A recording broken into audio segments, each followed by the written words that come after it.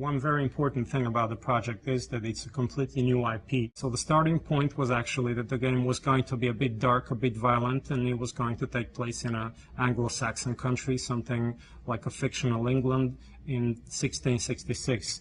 And from that point there, we started to develop the world, and I brought the game a bit into the present and into the future, and it became this rather a pure science fiction rather than a historical medieval piece of fiction. The theme is again an oppressed, non-existing fictional city, which is my specialty. I've been doing this most of my life, so this would be another similarity. But there was, of course, a request from the Arcane team that I do a few things that are similar to Half-Life 2 because there are many fans of the game there.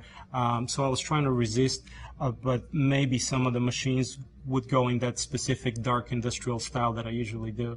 But it stops there. We're not trying to use it as a source of inspiration. When I started designing for Dishonored, I started like I usually would do, rather by eliminating influences. So I definitely did not look into other video games or film to avoid cliche, because right now there's so many sequels and sequels and sequels in the video game industry, and so many IPs that are known. So my strategy is always to go the other way and I'm going to start from scratch, look at painting, sculpture, photography, and read books rather than get influenced by other pieces of entertainment. So here we're really influenced by 30s pulp, Lovecraft in terms of atmosphere. We looked at some mystical photography and symbolical photography and painting from the 20s to get this really specific atmosphere, and definitely American illustrators like Norman Rockwell and Dean Cornwell for the painterly look of the game. Getting any specific style in video game rendering is a huge challenge because you always get this rough computer look where you have a lot of straight edges, things are too smooth or too sharp.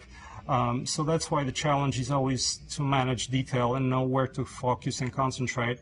The challenge is to create a unified look where the characters would match the environments, although they have a different level of stylization, and mainly to forget that we're looking at a computer piece, but this should look something like coming out of a painter's canvas, or trying to get the narration where you would feel like you're reading a book rather than looking at computer assets. We did field trips.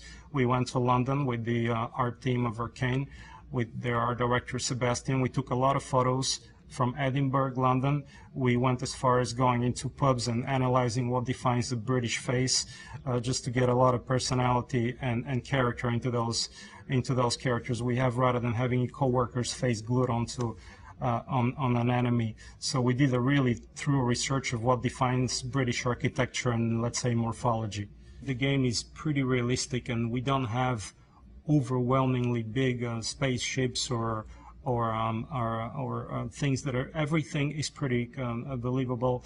We have trains. We have the main machine there is a watchtower because it stands for the oppression and surveillance society that the villain has created. But everything is based on some kind of parallel reality. It could function. The design of the whaling ship was fun for me because actually I was an industrial designer before I went into the gaming industry. And this was my specialty, designing vehicles that don't exist, airplanes, ships, concept cars.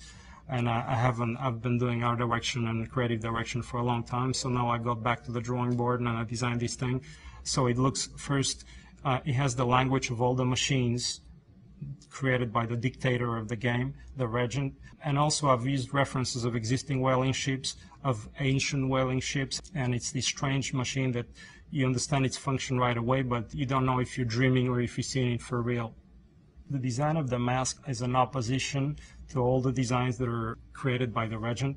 So all the technology, this neo-Victorian technology that we've come up, is very rigid and organized and ornamental, and the mask represents the world of mystery and magic that exists also in the game, coming from outer worlds. So it's this almost mechanical, tribal, strange object that doesn't look like anything else in the world, that somebody brought from a different land, and that gives you these special capabilities that you're going to have.